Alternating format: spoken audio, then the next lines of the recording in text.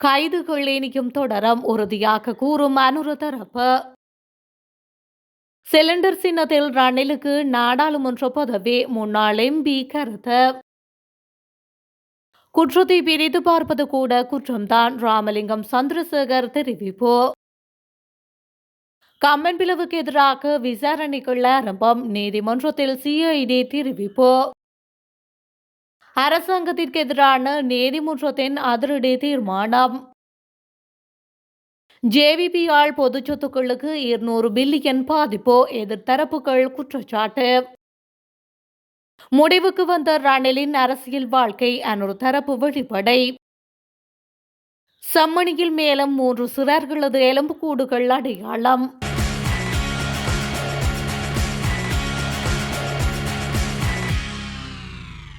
முன்னாள் ஜனாதிபதி ரணில் விக்ரமசிங்க மீது சட்ட நடவடிக்கை எடுக்கப்பட்டது போன்று மேலும் பலரும் கைது செய்யப்படுவர் என துணை அமைச்சர் நாமல் கருணாரத்ன தெரிவித்துள்ளார். சட்டத்தின் முன் ரணில் விக்ரமசிங்கவும் ஏனையவர்களைப் போல ஒரு நபர் மட்டுமே என அவர் குறிப்பிட்டுள்ளார். எதிர்காலத்தில் இன்னும் பலர் இந்த விதியை எதிர்கொள்வார்கள் எனவும் அவர் கூறியுள்ளார்.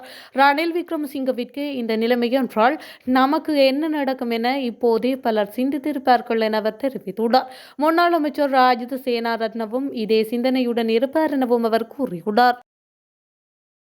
முன்னாள் ஜனாதிபதி ரணில் விக்ரமசிங்க நாடாளுமன்றத்திற்கு வரும் காலம் கனிந்துள்ளதாக தோன்றுகின்றது என முன்னாள் நாடாளுமன்ற உறுப்பினர் பிரேம்நாத் சி தொலவத இதனை தெரிவித்துள்ளார்.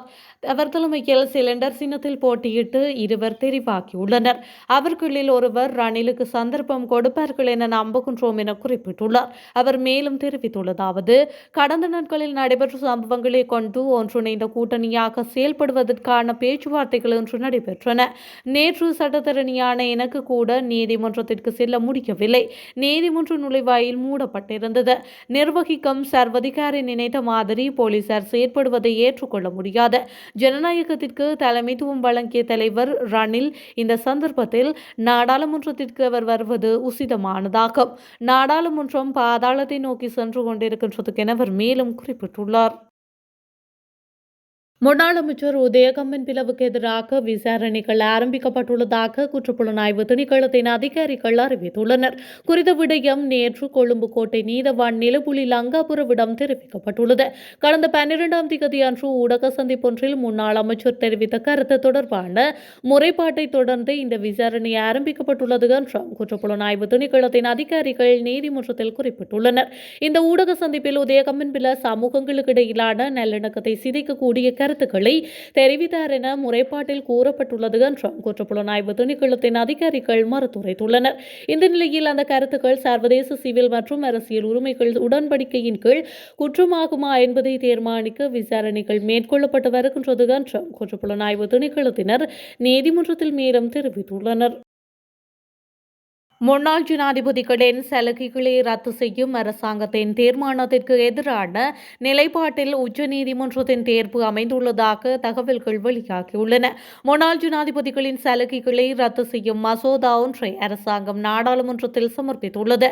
குறித்த மசோதாவுக்கு எதிராக உயர்நீதிமன்றத்தில் 3 மனுக்கள் தாக்கல் செய்யப்பட்டிருந்தன. அவற்றை விசாரித்த உச்சநீதிமன்றம் தனது நிலைப்பாட்டை ரகசிய ஆவணமாக சபாநாயகரிடம் கையளித்துள்ளது.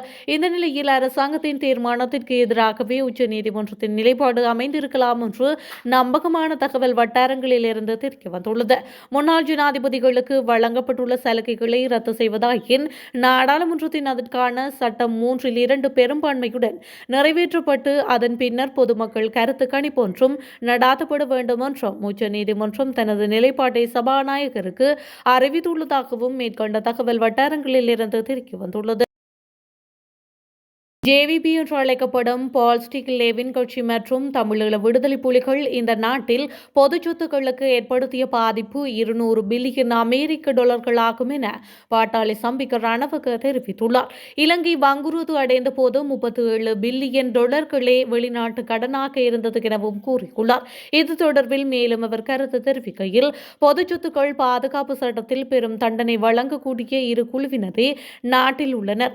ஜேவிபி மற்றும் தமிழீழ விடுதலை புலிகள் அமைப்பாக அமைச்சர் லால்காந்த் ஒரு கூட்டத்தில் நாங்கள் டிரான்ஸ்போமருக்கு தீ வைத்தோம், பேருந்துகளை கொளுத்தினோம், பல குற்றங்களை செய்தோம் என பெருமையாக சொன்னார். அதுவே போதும், குற்றப்பத்திரிகை தாக்கல் செய்ய வேண்டியதில்லை. இந்தியாவின் முன்னாள் வெளிநாட்டு செயலாளர் சிவசங்கர் மேனே 200 பில்லியன் அமெரிக்க டாலர் பாதிப்பு ஏற்பட்டுள்ளதை சுட்டிக்காட்டியுள்ளார். இவற்றுக்கு யாரும் வழக்கு தாக்கல் செய்யவில்லை. 1982ஆம் ஆண்டு தொடக்கம் 2022ஆம் ஆண்டும் நாடாளுமன்றத்திற்கு தீ வைக்க முயற்சித்தவரை அரசாங்க சொத்துக்கள் மற்றும் பொது சொத்து பொருளாதாரத்திற்கு ஏற்படுத்திய பாதிப்பை ஏற்படுத்தியவர்களுக்கு எவ்வித நடவடிக்கையும் எடுக்கப்படவில்லை. 76 வருடங்கள் நாட்டை நாசப்படுத்தியதாக கூறும் புதிய அரசாங்கம் ஜேவிபி என்ற பெயரில் நாட்டுக்கு ஏற்படுத்திய அழிவை மறந்துவிட்டீர்களா? மேலும் முன்னாள் பிரதம மந்திரி ஸ்ரீமாவோ பண்டாரநாயக்க அன்று 1971ஆம் ஆண்டு கிளர்ச்சியின் பின்னர் விசாரணை ஆணைக்குழுவை நியமித்து குற்றவாளிகளுக்கு தண்டனை வழங்கியிருந்தார். ஆனால் JR பிரேமதாச போன்ற தலைவர்கள் அரசாங்கத்தால் ஜேவிபி தலைவர்களை கொன்றொழித்தார்கள். மேலும் ரணில் போன்றவர்கள் நடாத்திய அநீதிக்கான சட்டத்திட்டங்கள் இந்த நாட்டின் குற்றங்கள் மறைக்கப்படுவதற்கு காரணமாக அமைந்திருந்தது. அன்று இவற்றுக்கு பொதுவான விசாரணை ஆணைக்குழுக்களை நியமித்து குற்றவாளிகள் பகிரங்கப்படுத்தப்பட்டிருந்தால் இன்று இவ்வாறான நிலைமை ஏற்பட்டிருக்காது. அதோடு ரணில் விக்ரமசிங்கவின் அநியாயங்களும் வெளிவந்திருக்கக்கூடும் என்று அவர் மேலும் குறிப்பிட்டுள்ளார்.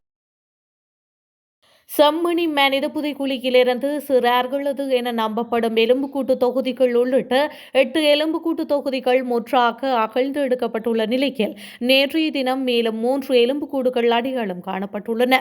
செம்மணி மனித புதைக்குழியின் 2ஆம் கட்டத்தின் 3ஆம் பகுதி அகழ்வு பணிகள் கடந்த திங்கட்கிழமை ஆரம்பிக்கப்பட்ட நிலையில் நேற்றைய தினம் 3வது நாளாகவும் முன்னெடுக்கப்பட்டது. நேற்றைய தினம் அகழ்வாய்வு தளங்களை மேலும் விஸ்தரிக்கும் நடவடிக்கைகளின் போது புதிதாக 16 கூட்டு தொகுதிகள் கண்டுபிடிக்கப்பட்டுள்ளதாக கூறப்படுகின்றது.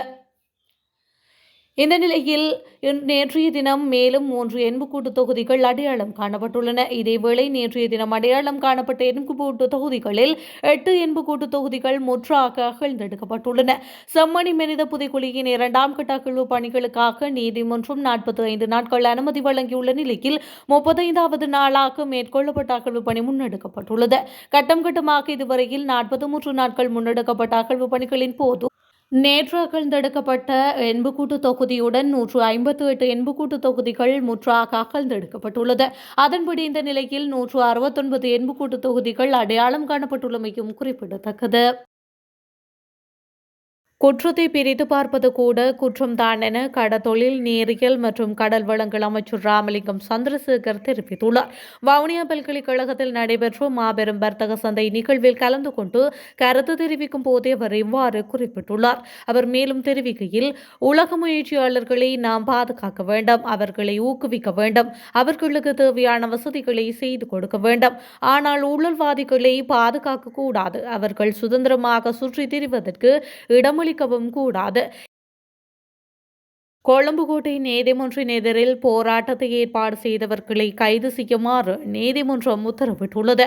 முன்னாள் ஜனாதிபதி ரணில் விக்ரமசிங்கவிற்கு ஆதரவு வெளியிட்டு முன்னெடுக்கப்பட்ட போராட்டத்தை ஏற்பாடு செய்தவர்களையே இவ்வாறு கைது செய்யுமாறு உத்தரவிடப்பட்டுள்ளது.